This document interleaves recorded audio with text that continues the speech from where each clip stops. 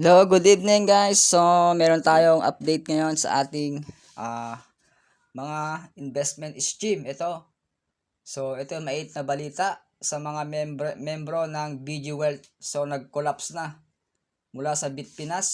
So, ang founder ng BG Wealth is Stephen Bird.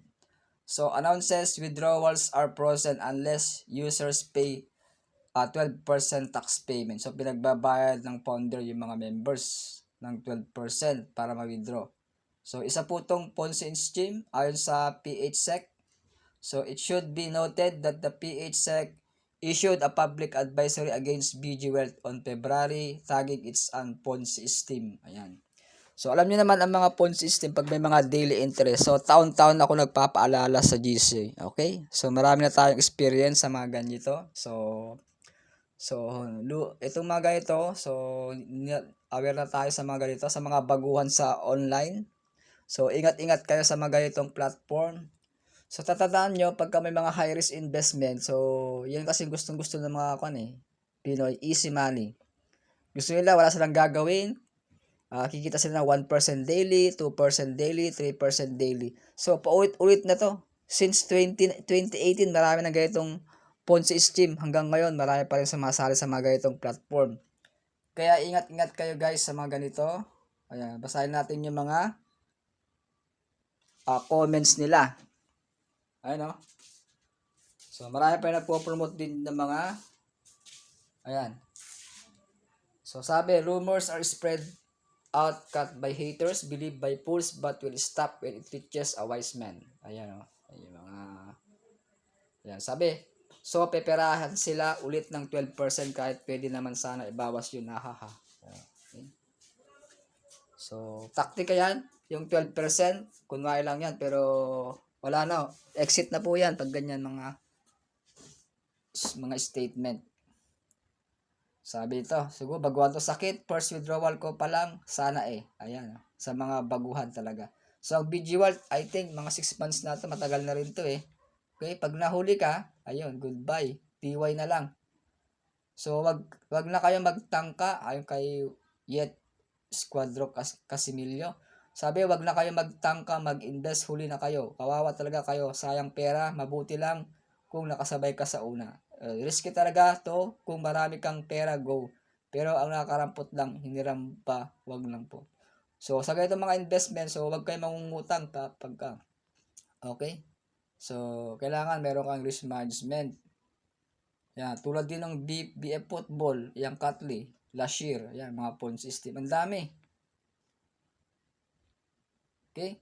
Kaya lagi kayong afford to lose, sabi nga sa investment. So, ang ipatalo nyo lang, yung extra money lang. Huwag nyo i-invest lahat sa isang basket. So, yung lang kaya nyo ipatalo. Ayan. So, at least, itong mga investment na ganito, so, sana matuto na kayo. Okay? So, mag-mutual fund ka na lang. After 5 years, balik sa'yo. Yes, okay. So, marami tayong may mga legit talagang platforms sa mga lalo na sa mga SEC. Maganda, mag-insurance ka na lang, mag-savings ka sa bangko. Ayan. O kaya, kung marunong kang mag-trade, ayan, pwede rin. Sarili mo yung pera. Okay? So, meron ako mga video, may 3 klase lang ng platform sa online. Pwede kang mag-invest, mag-trading, at mag-staking o mining. Yan yung 3 stable na lagi kong ginagamit. Okay? Sa investing, may short term. Okay? Investing. So, yung pera mo, pag mag-hold ka ng coins, bebenta mo pag tumaas yung coin. Kailangan long term naman, long term hold ka. Okay? Sa trading, short term yon. Pwede kang kumita ng 5 minutes, 10 minutes, 15 minutes. Pero risk ang trading pag di mo napag-aralan yung trend ng market, pwede kang matalo. So, kailangan marunong ka din mag-fundamental analysis. At yung staking naman, yun yung staking na ginagamit ko sa platform na tinuturo ko. So, yun yung long term sa staking. Okay? So, gusto nyo talaga ng long term investment. So, marami akong mga staking na tinuturo. Okay, dito lang kayo sa pang long term. Okay? Ayan, sabi ito, ang e-wallet gamit ay GCash. Pag na-freeze account, ang paldo naman ay si GCash andun sa kailangan deposit. Ayan. So, itong GCash, maraming na-freeze account kasi nga, pagka sumasali ka sa mga gambling investment o mga casino na hindi legit, ayan, piniprease yung account mo. Kaya ingatan nyo yung Gcash nyo na magsali sa mga phishing link, gagamitin yung Gcash nyo para ma-freeze account mo. So, pwede kang maamla. Okay? So, si Gcash, legit yan. Kung hindi ka sumusunod sa mga rules regulation ng Gcash, pwede ma-freeze account ang Gcash mo pag sumasali ka sa mga ganitong investment scheme. Kaya, ingatan nyo yung Gcash nyo. Okay? So, be responsible, sabi nga. Okay? So, yung Era Exchange naman next to investigate. Mahilig sa easy money, tama.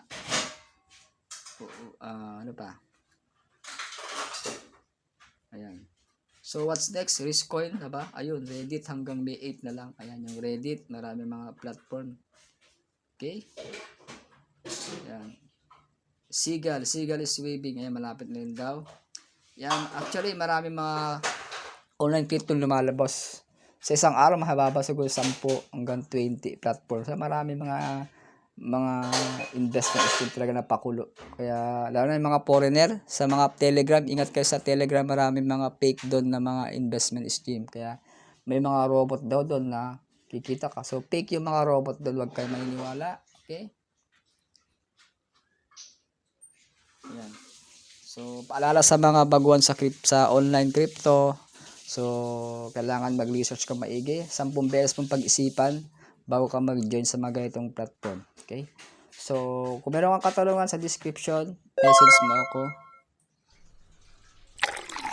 So, ito pa sabi, grabe yung mga crocodile ng Pinas, gagawa talaga ng paraan. Ayan. So, asan na yung mga nagtatanggol sa BG Vault? Haha, puro flex pa. Haha. So, yung mga hindi pa nakasubscribe sa ating channel, subscribe na, JonathanBit TV. Paki-like and share mo itong video para updated ka sa mga next video ko. Okay? Click mo yung notification bell, select mo yung all. Ayan, para lagi ka nakantabi sa mga new latest sa online crypto. Okay? So, hanggang dyan lang muna. This is Coach John. So, see you tomorrow. Goodbye. Bye-bye. God bless day.